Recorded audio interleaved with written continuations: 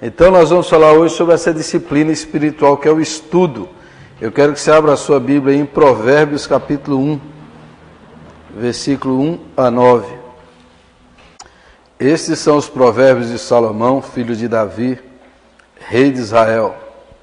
Eles ajudarão a experimentar a sabedoria e a disciplina, a compreender as palavras que dão entendimento, a viver com disciplina e sensatez, fazendo o que é justo, direito e correto. Ajudarão a dar prudência aos inexperientes e conhecimento e bom senso aos jovens. Se o sábio lhes der ouvidos, aumentará seu conhecimento, e quem tem discernimento obterá orientação para compreender provérbios e parábolas, ditados e enigmas dos sábios. O temor do Senhor é o princípio do conhecimento, mas os insensatos desprezam a sabedoria e a disciplina. Ouça, meu filho, a instrução de seu pai, e não despreze o ensino de sua mãe. Eles serão um enfeite para a sua cabeça, um adorno para o seu pescoço. Amém. Esse texto está falando do valor do conhecimento, da sabedoria. E ao ler esse livro que nós estamos usando, há muitos anos atrás, eu descobri que estudar é espiritual. Que a gente não é... Estudo não é uma opção, não é se eu gosto ou se eu não gosto de estudar. O sujeito que não estuda é pecado não estudar. Entendeu? Então, estudar faz parte da disciplina espiritual, assim como orar. Todo crente tem que orar, todo crente tem que estudar. Então, essa premissa, estudar é uma coisa espiritual. É uma obrigação, é um dever. Quem é crente tem que estudar. E estudar bastante, estudar muito. E a outra premissa que não está no livro, mas eu acrescentaria, é que ignorância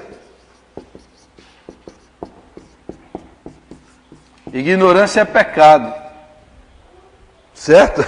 Se você não ignora, se você ignora alguma coisa e não quer saber aquilo, você está pecando. Se Deus deu um cérebro para você, que tem capacidade de pensar, discernir, entender, julgar, e você não quer saber, não quer aprender, você está pecando.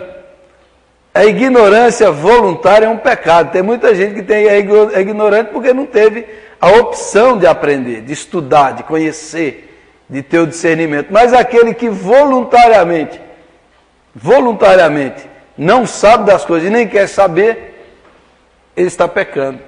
Se Deus deu um cérebro para vocês compreender o mundo, compreender Deus, compreender o universo, e você não quer, é pecado. É pecado. Então essas duas premissas aqui tem que estar na nossa mente, no nosso coração. Estudar não é opção, estudar é um mandamento, é uma obrigação. Eu tenho que estudar, eu tenho que aprender, eu tenho que ter sabedoria, eu tenho que conhecer, ter o conhecimento da verdade. E conhecereis a verdade, e a verdade vos libertará. Nisto consiste a vida eterna, João 17,3, que vocês conheçam o Deus vivo e eterno, o conhecimento. Então, quando alguém não tem o conhecimento, que é a ciência, e fica ignorante, que não sabe, que não quer saber, ele está pecando, ele está em pecado, ele está desobedecendo a Deus. E isso tem a ver não com o estudo da Bíblia, tem a ver com o estudo. Tem a ver com o estudo. Se o cara não quer estudar na escola, ele está pecando. Porque todo o estudo é de Deus. Todo conhecimento é de Deus. Se você entra na escola, você vai estudar biologia, você está estudando o mundo da vida de Deus. Se você vai estudar química, você está estudando o mundo de Deus. Se você vai estudar história, a história dos feitos de Deus no meio da história. Você vai estudar geografia, você está estudando a criação de Deus. Então, todo estudo é um mandamento de Deus. É uma ordem de Deus para nós. Então, se o sujeito não quer estudar, não quer aprender, ele está pecando. Ele está incorrendo em pecado. A ignorância, o cerceamento da capacidade de pensar, de raciocinar, de limitar o entendimento, é pecaminoso. É pecaminoso, é contra Deus. O Deus da Bíblia é o Deus de todo conhecimento, é o Deus da verdadeira ciência, que é o saber, que é o conhecer. Então, não há na Bíblia proibição ao saber, ao conhecer a criação, conhecer Deus, conhecer as Escrituras, conhecer a vida. Sobre essa premissa aqui, o protestantismo nasceu no século XVI e o protestantismo criou as maiores universidades do mundo.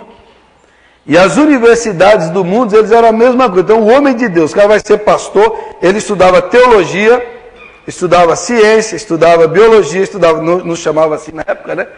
Mas ele estudava tudo.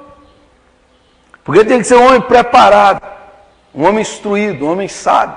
Então, as grandes universidades hoje, que existem, que hoje já são seculares, não tem mais nada a ver com a igreja, mas elas nasceram sob a influência do protestantismo, dos puritanos ingleses, dos calvinistas ingleses, holandeses. As grandes universidades nasceram sobre essa premissa.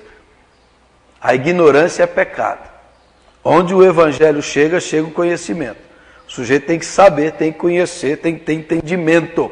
E a igreja prega o evangelho da luz, da sabedoria. Então vamos ensinar isso para eles. Que a verdadeira ciência nunca é contrária a Deus. A verdadeira ciência glorifica a Deus. E que toda a verdade é a verdade de Deus. Se você encontrar a verdade na química, aquela verdade é a verdade de Deus. Se você encontrar a verdade na biologia, a verdade é de Deus. Ainda que o cientista não seja crente, a verdade é a verdade de Deus. Toda a verdade é verdade de Deus. Não importa onde ela esteja, nem quem seja o cientista, nem o professor, mas toda a verdade é verdade de Deus. Então estudar é o mandamento, conhecer, saber, aplicar a mente. Se você tem uma faculdade racional, um cérebro, uma mente, e você pode expandir seu conhecimento e você não expande, você está pecando. Você está pecando, você está bloqueando o que Deus planejou para você. Agora, como é que as pessoas conseguem transformar o estudo? Você pega o menino, eu não gosto de estudar. Estudar é chato, é insuportável, escola. É um negócio incrível isso, né? No Brasil, tem uma pesquisa que fala que nós temos não sei quantos % da população que são analfabetos funcionais. O que significa isso? Ele sabe ler, mas ele não entende o que lê. É uma grande parte da população brasileira. São analfabetos funcionais. Ele sabe ler, mas ele não entende o que lê. Não consegue entender. E aí, isso vai aumentando, aumentando. Aí a influência das novas mídias, que é a era da imagem, do visual, faz com que a memória conceitual, verbal das pessoas se perca. Antigamente as pessoas decoravam os hinos. Hoje um cântico tem que projetar lá porque não consegue guardar uma estrofe. Isso é um problema. No século IV, as pessoas que ouviam Santo Agostinho pregar, elas decoravam o sermão inteiro, até as palavras, as frases as pessoas decoravam. Na época dos puritanos ingleses, eles pregavam 2 horas e meia. O sermão tinha 18 pontos, 25 pontos. E o pai de família decorava e depois passava para a família. E aplicava os pontos um por um dos filhos. Hoje é o fim da memória conceitual, verbal. A memória está se acabando, fica sempre a memória visual da imagem, porque estamos sendo condicionados assim, condicionados. Então é uma crise. A Bíblia nos chama ao conhecimento, ao estudo, à sabedoria, ao saber. Estamos numa era onde o conhecimento está em baixa, onde o estudo está decadente, onde as escolas estão decadentes, onde muitos professores não têm prazer em conhecer e em saber, e não transmitem isso para os alunos. Que o conhecimento é uma das aventuras mais fantásticas do mundo, que é um negócio interessante, maravilhoso, e às vezes não consegue transmitir. Quando eu já estava formado, de 2º grau, essas coisas, eu assisti um documentário na televisão sobre matemática. Primeira vez na vida que eu entendi matemática. Falei, rapaz, eu estudei matemática a vida toda, eu sempre achei matemática um negócio chato, enfadonho, inútil e não serve para nada. Aí quando eu assisti aquilo, o cara explicou o que é matemática, eu fiquei impressionado com o que é matemática. Eu passei 15 anos na escola, e eu nunca soube que a matemática era interessante. Eu falei, rapaz, que negócio, tem as leis do universo, da natureza, a fixidez das coisas. Rapaz, que negócio impressionante a matemática. E eu passei a vida toda achando insuportável a matemática. Será que e também os professores davam aula de matemática como se fosse um inferno fazer aquilo? Nunca conseguiu ligar aquilo com a vida. História. Como tem gente que não gosta de história? Como não gosta de história? Como é que você não gosta de história? Você não gosta de você, porque você tem história. Como é que você está aqui se não é por causa de uma história? Você não gosta de geografia, de biologia, de física. Tem tudo a ver com o universo, com tudo que Deus criou, com as leis, as coisas que Deus fez. Como é que não gosta? Aí o professor chega na sala de aula e demonstra que isso é um negócio chato. Você precisa passar na prova. Você precisa passar na prova, você precisa passar na prova. E o menino estuda, ele não sabe o que aquilo tem a ver com a vida dele, com o universo que ele vive. E aí vive um negócio divorciado, dicotomizado. Então, a ignorância é pecado. O protestantismo nasceu com essa ênfase. A igreja reformada nasceu com essa ênfase. Você tem que levar o evangelho leva conhecimento, ciência, progresso. O conhecimento gera isso. A ignorância gera atraso.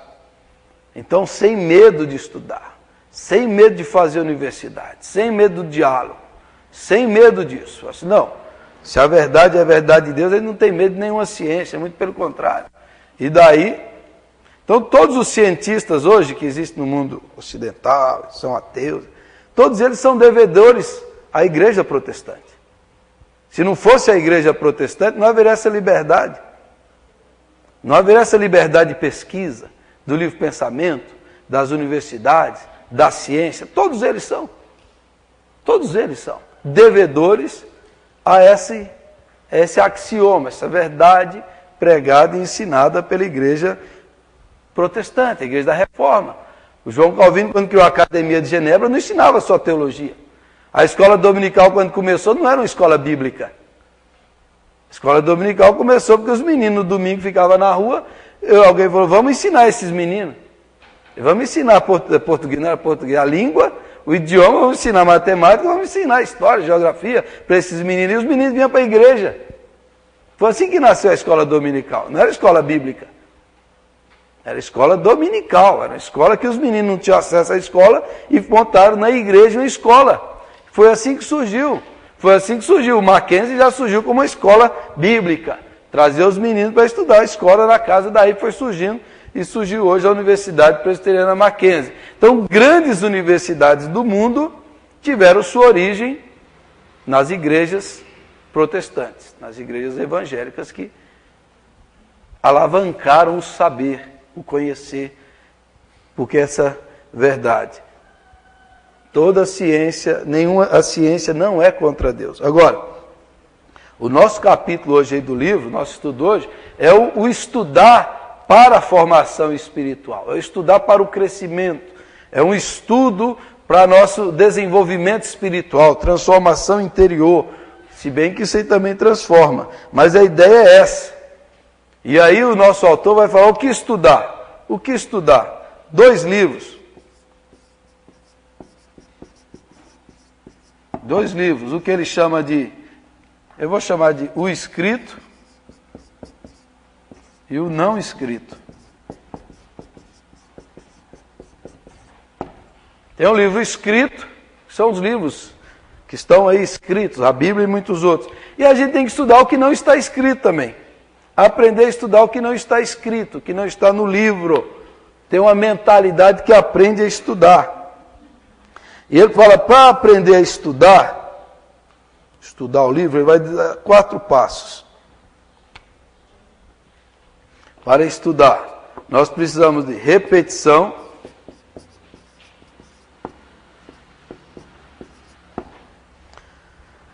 Por que a gente decora as propagandas de televisão? Porque você vê várias vezes, você ouve várias vezes, fica no seu cérebro, fica repetindo, repetindo, repetindo. Você decora. Aquilo entrou no seu cérebro. A repetição, a repetição. Como é que a gente aprende? Você está vendo. Como é que a gente vai aprender o negócio? Se eu ouvir várias vezes, se eu ler várias vezes, se eu me dedicar a repetir isso no meu ouvido, na minha mente, nas minhas palavras. Então a gente aprende repetindo várias vezes, lendo várias vezes, a mesma coisa.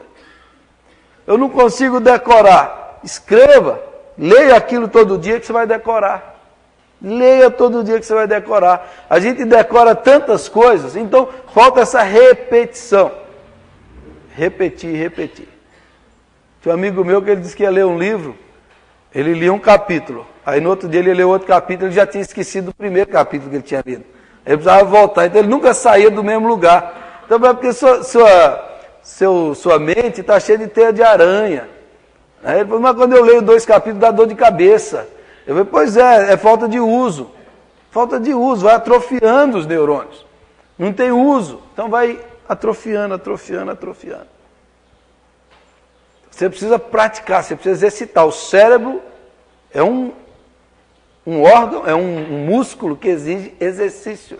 Você precisa exercitar sua mente, seu cérebro. Se você não exercitar, ele vai ficando esquecido, vai ficando devagar, vai parando. Você precisa exercitar seu cérebro, exercitar sua memória. Exercitar, exercitar. E a repetição é uma dessas coisas. Então eu vou ouvir, vou repetir de novo, até gravar. Até gravar. Vai repetindo, repetindo. Segundo, concentração.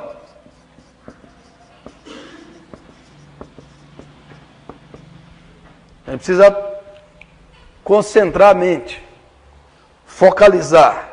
Assim, é isso aqui que eu vou aprender. Eu vou ler isso e eu vou absorver isso que eu estou lendo. Eu vou colocar o meu cérebro, a minha mente, concentrar nessa coisa aqui. Tirar qualquer outro empecilho, qualquer outro ruído, e vou colocar a minha atenção, centrar e concentrar a minha atenção. Concentração.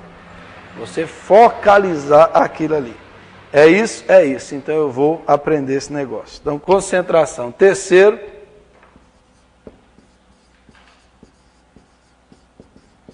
compreensão. Preciso compreender o que o autor está dizendo. O que ele está dizendo? Eu preciso compreender isso daí. Isso precisa entrar na minha mente. É compreender o que ele quer dizer. O que ele está dizendo. O que está escrito. Eu preciso compreender. Preciso compreender. Se a pessoa não compreende. 4. Reflexão. Agora eu vou refletir sobre se o que eu li é certo ou errado, é verdadeiro ou falso. Aí é o 4º passo, eu preciso refletir se isso que eu ouvi, que eu li, que eu compreendi, se isso está certo ou errado. Eu preciso refletir sobre isso que eu acabei de estudar. Eu preciso fazer uma avaliação, eu preciso discernir essa coisa. Então aí entra a reflexão. A nossa cultura é uma cultura muito fraca disso daqui, de compreensão e reflexão. As pessoas estão muito... É o que eu estou falando, o cérebro está atrofiado, essa que é a verdade. Os neurônios estão cheios de teia de aranha, cheios de preguiça. Cheio de preguiça. Os meninos, aí eu começo a ler, dá dor de cabeça. Aí eu começo a ler, dá sono. Aí eu começo a ler, porque o cérebro está atrofiado. É assim que funciona. É assim, é como o corpo. Como o corpo. O Carlos me levou para fazer uma caminhada essa semana, quase me matou. Até hoje eu estou dolorido.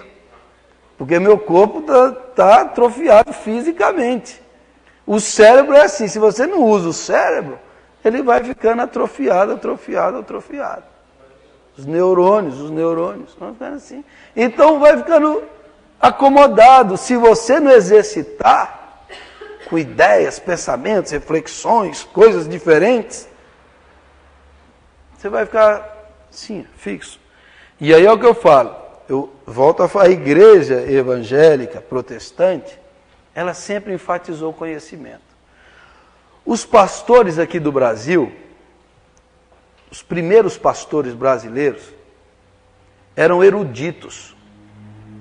Eruditos.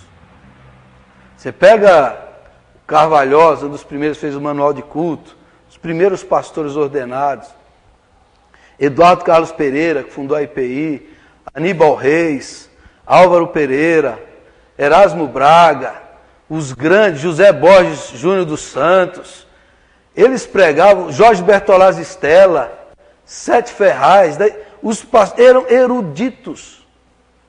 Eles sabiam de tudo um pouco, e de pouco sabiam muito. Você entendeu? Eles falavam, eram tribunos, oradores, sensacionais, gramáticos, sensacionais, sensacionais. O nível vai baixando, baixando, baixando, baixando. No último ano meu do seminário, eu tive aula com Sabatini Lali. Sabatini Lali era um grande pastor da IPB, escrevia as revistas da Escola Dominical, Cultura Cristã. O Sabatini Lali, no último ano, ele morreu naquele ano. Ele ficou famoso porque ele oficiou o funeral do Ayrton Senna, né? Porque o filho dele era casado com a irmã do Ayrton Senna. Então, numa das aulas que ele deu lá para nós, ele chegou e falou assim, olha, esse cursinho de vocês aqui é um cursinho muito vagabundo. Eu estudava de tempo integral, de manhã e de tarde. Tinha 14 matérias por semestre. Ele falou assim, esse curso de vocês é muito fraquinho. Vocês não estudam latim. Vocês não estudam literatura brasileira. Vocês vão passar 4 anos aqui e nunca leram o Rui Barbosa. Vocês não sabem nada. Aí ele começou a falar, vocês não estudam nada disso. Aí ele falou, quando eu estudei no antigo José Manuel da Conceição, ele começou a falar o que ele estudava. Porque o curso era de 7 anos. Agora, na faculdade que eu dava aula em Londrina, a faculdade teológica, o curso de teologia era noturno. E era um curso aprovado pelo MEC. Aprovado pelo MEC. Então o MEC reconheceu, cumpria todas as exigências do MEC. Esse curso de teologia que o MEC aprova, ele tem 6 disciplinas por semestre, 5 ou 6 disciplinas. Um aluno, para fazer uma matéria de 80 horas, ele precisa ler 200 páginas. Eu dava matéria de homilética lá, era 80 horas. A obrigatoriedade de ler 200 páginas. Eu falei, 200 páginas era para você fazer uma aula, cara. E o aluno reclama, ele não lê as 200 páginas. Agora imagina, eu fico pensando, imagina o Sabatini lá, ele vendo um curso desse, aprovado pelo MEC, do que ele estudava antes. Do que ele estudava antes. E aí, e o problema, o curso de teologia da faculdade lá que é reconhecido pelo MEC, a maioria dos alunos não acompanha. Acha que é muito puxado, acha que é muito pesado. Acho que é muito pesado. Porque, às vezes, não é nem culpa dele, é a culpa do sistema de ensino, a cultura, a mentalidade de que estudar é chato, é cansativo, é enfadonho, que estudar não serve para nada, que isso aí não serve para... E aí vai. Aí você chega no cúmulo de um pastor no Fantástico lá, né, que passou a reportagem do pastor lá no Espírito Santo, que fundou uma igrejinha lá dele, e ele estava ensinando lá que podia sair com a mulher dos outros. Aí ele dava a revelação dele lá e falava para o irmão lá, olha, a sua mulher é minha, Deus está mandando. Aí o repórter do Fantástico vai lá entrevistar ele, ele pega lá o Osés, tá aqui, ó, vai e adultera. Aí o repórter fala, não é adultera não, tem uma toma adúltera. Aí ele falou, é mesmo? Está mandando Osés tomar a mulher dele, adúltera, não adulterar com a outra. Aí o pastor, é mesmo? Eu falei, tem um assento aqui. Aí ele falou, no Fantástico passou isso. Ele não sabia a diferença, não sabia. Então, o que é isso? É o cúmulo que chegou, a estupidez, a tolice. A burrice generalizada. Nós vivemos num século da burrice como culto. Você ser burro é você ser elogiado. Você vê esses programas de televisão. Você vê esses programas. É só asneira em cima de asneira. Tem dia que dá vontade de pegar a televisão, não faço isso, que é a grandona que eu ganhei, né? Pegar assim, bater no chão e falar, eu não acredito, eu desligo de vergonha que eu fico. Esses programas de auditório, de sofá, Deb Camargo, Deus me livre, isso é um inferno na terra. Essas conversas, essas coisas, você entendeu? É só, o que eles falam? É só lixo, é só lixo. Não tem nada na cabeça, não tem nada, essa turma aí não tem nada na cabeça, nem no coração. E aí eles não, a música que é produzida, que é consumida, a música é descartável, descartável, descartável.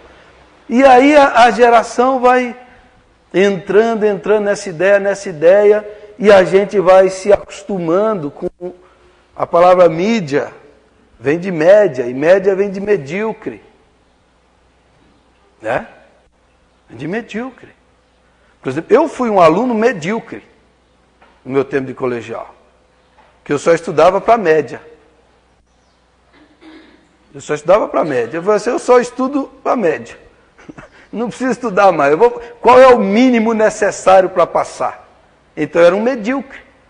Eu não entendia que o estudo era algo espiritual. Era algo que Deus exigia de mim. Que Deus exigia excelência. Então eu estudava para a média. Qual é o mínimo necessário para passar? E passava no mínimo, a média. A mídia é a média medíocre. A média medíocre. As pessoas são induzidas, levadas, zumbificadas pela propaganda, pela televisão e por aí vai. Então a gente tem que aprender a refletir, pensar, estudar, criticar, refletir isso daí. O que nós estamos vendo disso? O que a gente aprende? Isso é certo ou errado? Isso procede ou não procede? Isso é bom ou é mal? Aprender a estudar, entender, interpretar e avaliar. Entender, interpretar e avaliar as Escrituras Sagradas. Começar na Bíblia. Então, de todos esses livros aqui,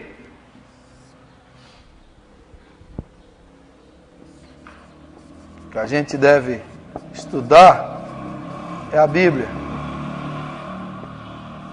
Estudar a Bíblia Sagrada.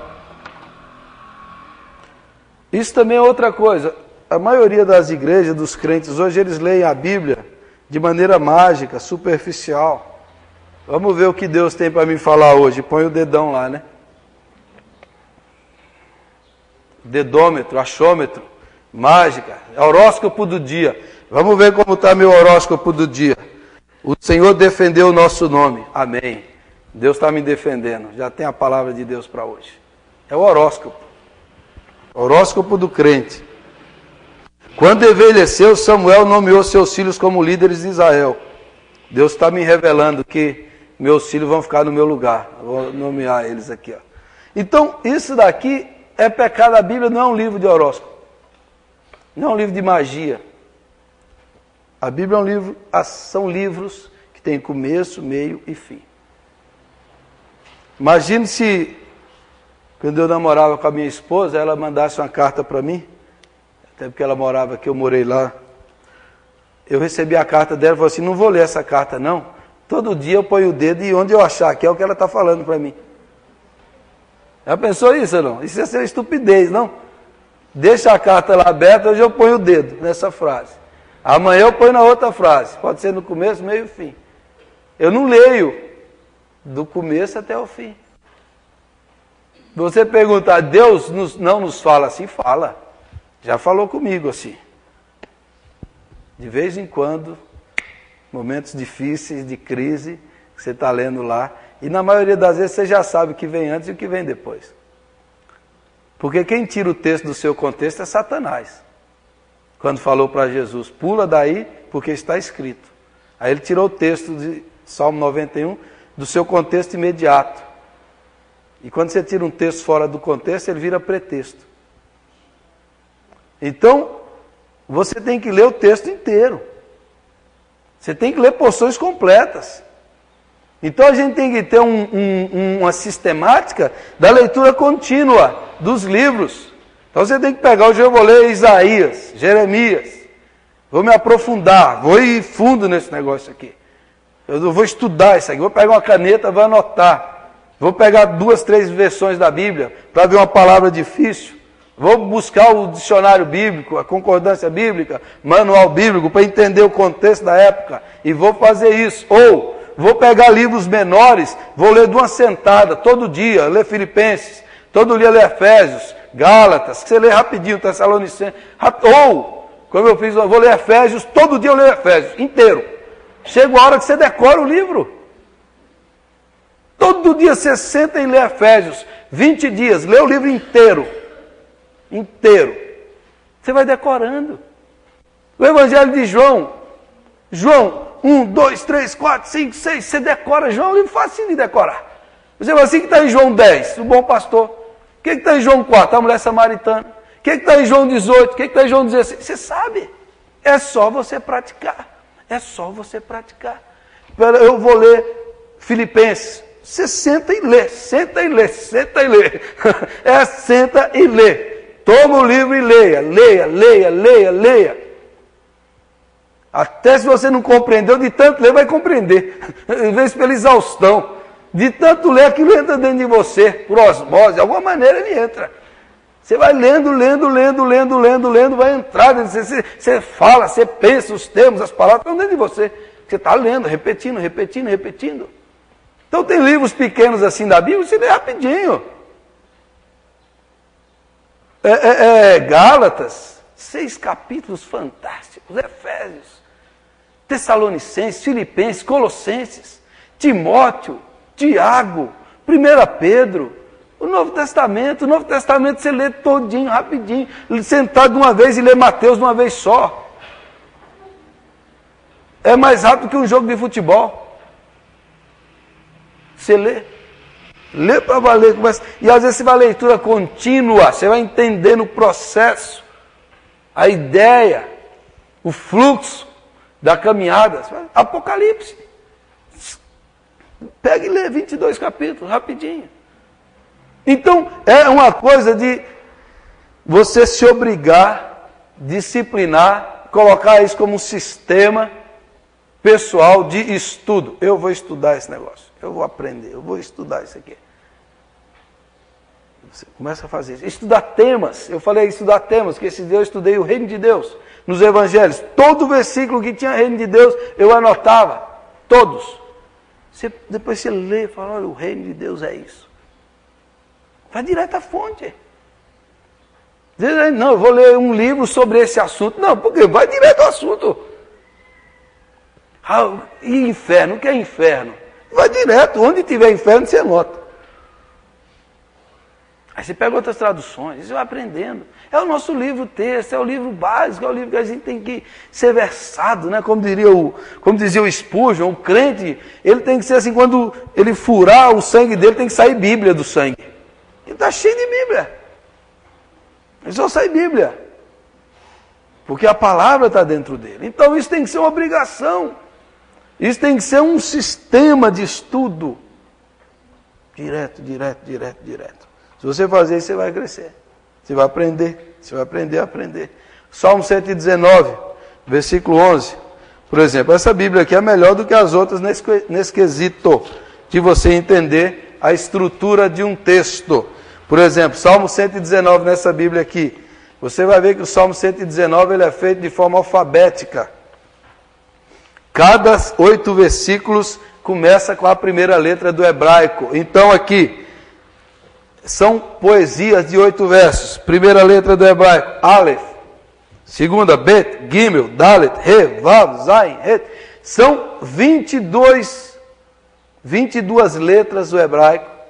O Salmo 119 ele é feito, cada porção de 8 versículos começa com a primeira letra. ele está dizendo todas as letras do alfabeto glorificam a lei de Deus. É isso que o Salmo 119 faz. Como Lamentações também é um livro feito dessa maneira. Se você pegar nessa Bíblia aqui, você vai ver, aqui você vê. Em outras Bíblias você não vê. Então, 22 vezes 8 dá quanto? Cadê a matemática? É só você olhar quantos versículos tem o Salmo 119. Quantos versículos tem o Salmo 119? 176. 22 letras vezes 8 versos. Dá 176. Agora, o Salmo 119, versículo 11, diz: guardei no coração a tua palavra para não pecar contra ti. O Hernandes tem um sermão sobre esse versículo aqui que é fantástico. Que é assim, só sobre esse versículo ele faz a estrutura. A gente tem que aprender a guardar a melhor coisa, que é a palavra, no melhor lugar, que é o coração, com o melhor propósito, não pecar contra ti. Olha que sermão fantástico que dá. Guarde a melhor coisa, a palavra, no melhor lugar, coração, com o melhor propósito, não pecar contra ti. O Hernandes é fera, né? Faz umas estruturas, né? Então, desse versículo já está explicando assim, guardar a palavra. Você pegar Esdras 7:10 lá, Esdras tinha o coração disposto a buscar a lei do Senhor, para cumprir e para ensinar. Olha o verbo, buscar, cumprir e ensinar a lei do Senhor. Isso é o estudo, é a disposição de estudar a palavra de Deus. Agora, esse é o livro escrito. Além da Bíblia, o que devemos estudar? Muitos outros livros. Há muitos livros bons, há livros extraordinários, que a gente tem que ler e aprender e estudar. E você tem vários. Para entender a Bíblia, você pode ler livros para entender a Bíblia. A vida diária nos tempos de Jesus, a poesia e o camponês, dicionários bíblicos, manuais bíblicos. Aqui na biblioteca tem alguns. Você entender algumas coisas da Bíblia. Depois você pode ler os clássicos, por exemplo, os clássicos devocionais, que enleva a alma. Leia biografias dos homens de Deus, das mulheres de Deus. Tem muitas biografias fantásticas. Leia, aprenda, você vai crescer no conhecimento. Você vai saber mais, sua vida vai ser edificada. Há muitos livros. Então você tem que fazer assim um programa. Assim, eu vou fazer um curso esse ano, pessoal. O que eu quero aprender mais que eu não sei? Qual é a área da minha vida que é fraca? Então eu vou fazer uma lista de livros, de textos bíblicos, de livros bíblicos, e eu vou ler, e eu vou me aprofundar, e eu vou aprender sobre esse assunto. Então, existem muitos livros bons. Hoje as editoras estão lançando livros e livros. Tem livros maravilhosos. Tem livro que não presta. Tem livro que não vale nada. Cuidado, né? Eu nunca vi como tem crente que tem facilidade para achar livro ruim. Eu nunca vi. Como eu vejo às vezes assim, crente assim, pastor, que livro aqui. No meio de 100 livros ele pega logo o pior, o autor mais maluco que existe. Não é? Pega o pior, mas tem tanto livro bom. Você vai ler esse. É igual o menino lá da igreja, pastor, eu vou ler o Código da Vinci lá. Você nunca leu nenhum livro da Bíblia, vai ler esse. Você é tão fraco de cabeça, eu falei para você é tão fraco de cabeça, você vai confundir sua cabeça. Para qualquer crente que conhece a Bíblia, isso não é nada, conhece a história, sabe que isso é uma besteira. Mas tanta coisa para ler de formação espiritual, formação de caráter, formação bíblica. Hã? Pois é. Aí precisa de uma aula, né? Só para... Mas existem muitas editoras que elas têm um critério, né? Tem editoras que têm um crivo, assim, ó, leia, eles só publicam livros bons. Tem outras que não têm tanto critério assim, que é mais o critério de mercado, de vender. Então você tem que pegar. Existem livros bons, existem livros que você perde seu tempo, porque você já sabe tudo.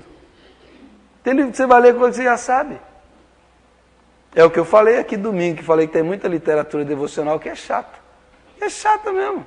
Você lê lá tudo que você já sabe, né? Tinha um autor aí, o Lloyd Jones, ele dizia que essas devocional que a gente faz é abominação, porque a devocional é minha. Como é que eu vou ler a devocional de outra pessoa? Não é? Eu leio a devocional de outra, a devocional tem que ser minha. Eu é que leio a Bíblia e faço a minha devocional. Agora eu estou lendo a devocional de outro, né? Ele dizia isso, mas tem muito livro devocional que inspira. Mas tem outros que é coisa que você já sabe. Então você pode entrar numa literatura mais profunda, mais robusta, mais pesada, mais substancial, para você expandir, para você. Se você ficar só lendo o que você já sabe, você nunca vai crescer. Às vezes você tem que ler autores que pensam diferente, autores que têm outra ideia, para que sua mente avance. Agora, quando a pessoa não sabe no que crê, ela ainda não está pronta para debater a coisa. Para debater. Para discernir se é ou se não é. Então você precisa de um preparo para não engolir tudo, porque tem coisa que não é. Tem até autores bons que escrevem coisas que você pode discordar. Então tem que ser assim. A gente tem que aprender a ler e estudar, discernir, aprender e refletir sobre o que a gente está lendo. Eu lembro nos primeiros anos da fé, eu lia todo o livro e achava que só porque estava escrito era bom. Aí eu ficava com a cabeça cheia de dúvida. Eu lia um, dizia uma coisa, outro dizia outra. Aí eu falei, mas quem é que está certo? Eu não conseguia discernir. Porque é o período de formação. Você precisa entender para formar o que você crê, o que você aceita e não aceita. Depois disso você pode ler todo tipo de autor. Depois que você sabe o que você crê, você pode ler todos os autores, porque aí você já pode debater. Você já pode refutar a ideia, você já pode não aceitar, e você já tem argumento contra. Então é um preparo, é um estudo constante. Então, gente, há livros bons, na biblioteca ali tem livros muito bons. Você deveria toda semana ler um livro bom, toda semana. Se o ano tem 52 semanas, você leu 52 livros, né? Lê um livro da Bíblia por semana, no mínimo, ou fazer a leitura sequencial, e você vai expandindo. E aí você deveria pensar, o que é que eu devo aprender mais? Onde é que eu estou fraco? Qual é o assunto da minha vida espiritual que está fraco? Eu vou aprender.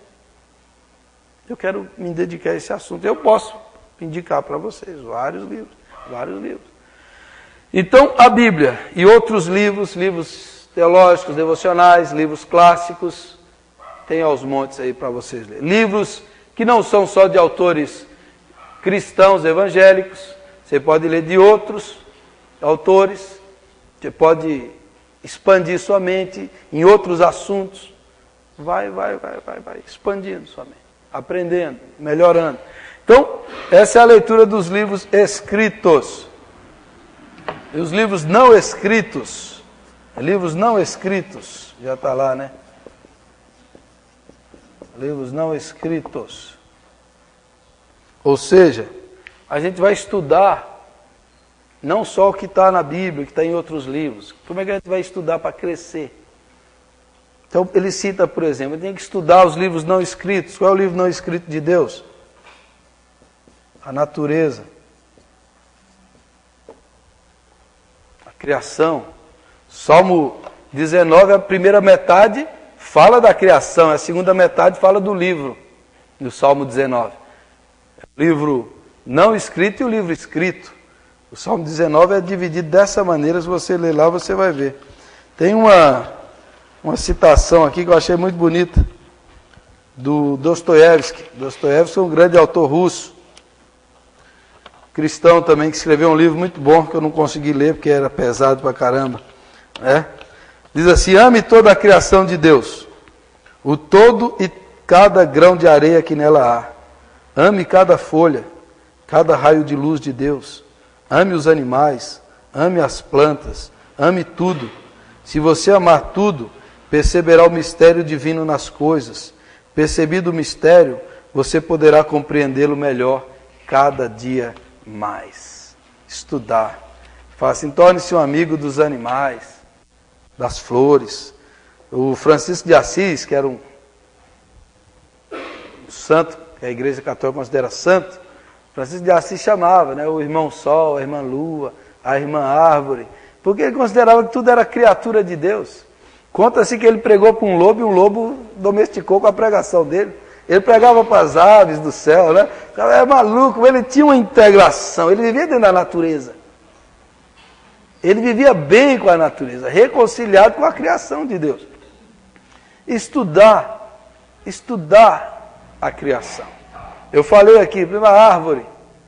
A Bíblia começa com a árvore. O pecado entrou com a árvore do conhecimento do bem e do mal. E a Bíblia termina com a árvore da vida, que o seu fruto é para a cura das nações, no Apocalipse. Árvore. Está lá na Bíblia.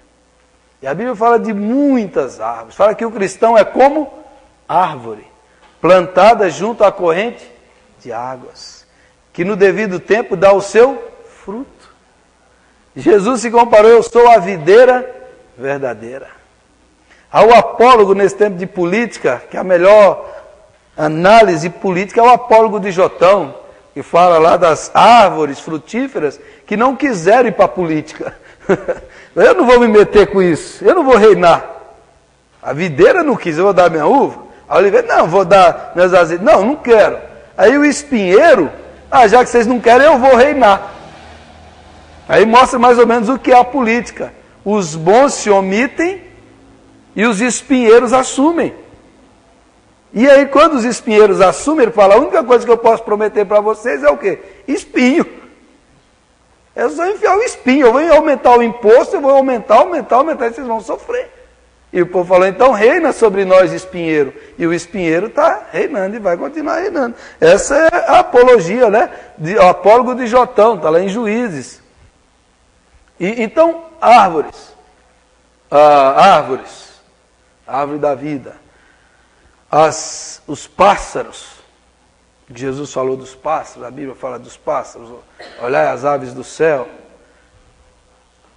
A beleza dos pássaros, o canto dos pássaros, a vida dos pássaros, as flores. E mais, eles reagem ao ser humano que tem amor. Essa que é a verdade.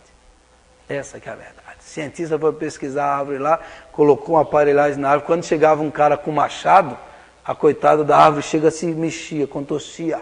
Ela sente. Você pode achar que não, mas sente. Você vai dizer: pastor, você estava viajando. Sente. As plantas sentem, quem gosta de planta e quem não gosta. Ela sente. Quem tem a boa mão e quem não tem a boa mão, ela sente, ela tem vida.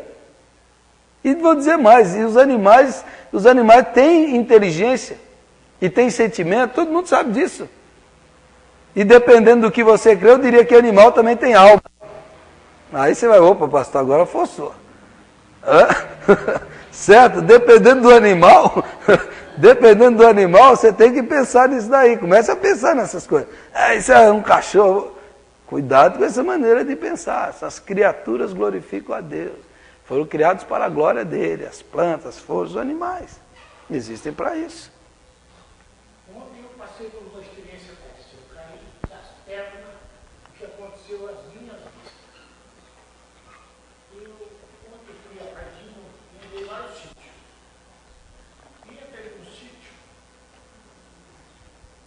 que é simplesmente um pedaço do céu que eu vi a coisa mais rica da vida aqui naquele sítio. E dentro da porta da casa, do barracão, do ferramenta da porta da casa caseira, tinha um pé de árvore. E ele desceu da caminhonete, porque ele foi embora jogar comigo, desceu da caminhonete e começou a virar. Eu vou buscar umas pimentas para o senhor, eu tenho lá no meu freezer, uma pimenta que talvez o senhor nunca viu. E a pimenta é pimenta docinha. Essa pimenta esquisita, amarela, sabe? Depois ele desceu da caminhonete e ele falou: olha, Leal, olha o tocando. Eu vi ele tocando com os outros caras ali, ele entrou para dentro, saiu um pedaço de pinhado de pimenta para mim, aí ele veio e bateu no topo da árvore, bateu. Você acredita que o macho veio nas mãos dele e pegou pimenta do bico e saiu todo feliz, pulando no topo da árvore. E o pé das pernas, o tucano do mato. Não bate. Está tão acostumado a ver ali, ele bateu. Todo dia dando comida. Só você tratar bem, dar comida, você vai ver o tanto que vai vir. A Bíblia vai ter com a formiga. Vamos aprender com a formiga, o sistema da formiga ou da colmeia das abelhas. Pois é, logo de pimenta. Mas é isso, a criação. as aves, as árvores, as abelhas, a formiga, tudo no universo. Você pode estudar, aprender com a formiga, aprender com as abelhas, aprender com o sistema deles, como a vida deles, como Deus cuida deles, com os lírios, com as plantas, que a Bíblia fala de maneira... Oséias fala que porque o povo estava em pecado, a criação estava sofrendo. Oséias fala isso. E lá em Isaías 55 diz que quando a salvação chega, os montes pulam e as árvores batem palmas de louvor. Ficam felizes que a salvação chegou. Paulo, em Romanos 8, diz que toda a criação está gemendo, aguardando a redenção dos filhos de Deus. Toda a criação está gemendo, esperando, está sofrendo por causa do pecado. Então a criação foi afetada pelo pecado. Então a redenção vai atingir a criação. Agora, a gente precisa aprender, estudar esse negócio. E cada coisa, cada sistema de vida é uma coisa impressionante. Outra coisa que eu li no livro do Filipienses, tem um médico chamado Dr. Paul Brandt, são 3 livros. Ele faz uma analogia da igreja com o corpo humano, e o médico vai analisando o corpo humano. O corpo humano é outro negócio fantástico também. Fantástico. Do corpo, do funcionamento, das células, do organismo. E cada coisa do corpo ensina algo para a vida. É fantástico. Está aí para a gente estudar. Os cientistas hoje ainda conhecem muito pouco do cérebro humano. Muito pouco. Esses dias um cara machucou o cérebro, perdeu um pedaço do cérebro. Depois de anos o cérebro do cara regenerou. Os cientistas abriram a boca desse tamanho. O cérebro regenera. Um pedaço do cérebro formou de novo. Que coisa fantástica. A memória. Os caras não sabem onde fica a memória. Esses dias eu contei para vocês, cuidado com o transplante de coração, né? Isso aí tem livros que mostram isso aí, os caras não sabem explicar. Você transplantou o coração não tem memória, não tem pensamento. Mas a pessoa tem memória da outra, de quem era o coração. Isso tem histórias assim, livros, filmes, baseados em casos assim. Então, a ciência é um negócio maravilhoso. Estudo do corpo humano, medicina, tudo isso a gente tem que estudar e ver o quê? A mão de Deus. Isso se chama cosmovisão. Você tem uma visão de mundo cristã. Você pode olhar para todo lado, estudar todo assunto, você tem uma perspectiva cristã. A verdade é a verdade de Deus. E para concluir, eu diria, estude mais uma coisa. Estude as histórias de vida das pessoas. Aprenda com as pessoas. Ninguém é tão burro que não pode te ensinar nada. Muito pelo contrário. Você pode aprender até com o erro das pessoas. Histórias de vida. Quando você senta para conversar com uma pessoa, a pessoa começa a contar a sua história. A história de vida nos ensina.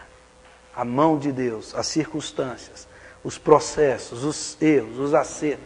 Aprenda com as histórias de vida. E quanto mais idoso, melhor para você aprender. Certo? Aprenda com quem já viveu mais. Aprenda com quem tem mais experiência. Aprenda com as histórias que ele pode contar para você. Se ele errou, aprenda com os erros, aprenda com os acertos. As histórias de vida são fonte de ensino e sabedoria para as pessoas. Às vezes a gente não para ouvir as histórias de vida. São tantas coisas, as sagas de família, as coisas que são... É um livro ali de conhecimento. E a gente não aprende. E a gente é estúpido. A gente não tem tempo. Vai assistir a novela. Poder sentar com o avô, com a avó e conta a sua história para mim. Conte a sua história para mim. Conte a história de sua vida. Conte para mim. Você vai ver o que você vai aprender disso aí. A vida real, a vida vivida, a mão de Deus. E a gente é estúpido. A gente é estúpido. Despreza os idosos, os velhos. Despreza. Em vez de aprender com eles. Que tem muito para nos ensinar. Muito, muito, muito. E qualquer um. Tanto aqueles santos de Deus, quanto até aquele que fracassou na vida. Você vai ali no asilo, você senta lá. Às vezes está ali, fracassou na vida, mas aprenda o que foi que ele fez, qual é o problema, onde foi que errou, para você não fazer igual. Há histórias e histórias assim. Então, histórias de vida, não vamos perder essa oportunidade Não vamos perder. Há histórias aqui, eu digo, cada história de vida dá um livro. Dá um livro. Às vezes a gente não sabe contar a nossa história.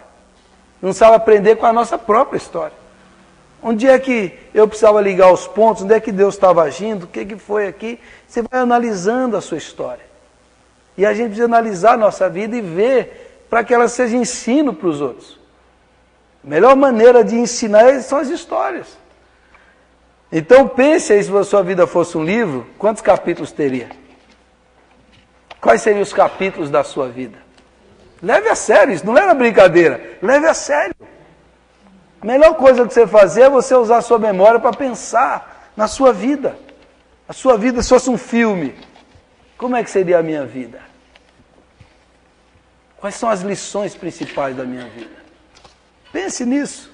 Leve a sério essa coisa. Não brinque. Coloque no papel. Você vai ver como a memória começa a funcionar quando você começa a escrever. Você começa a lembrar de coisas que não lembrava. Começa a vir à tona o que você está escrevendo. E você começa a aprender e ver de outra maneira. Agora eu entendo aquilo que aconteceu. Estou falando de idoso, eu lembrei a semana. Meu avô me contava histórias, que eu nunca esqueci das histórias que ele me contava.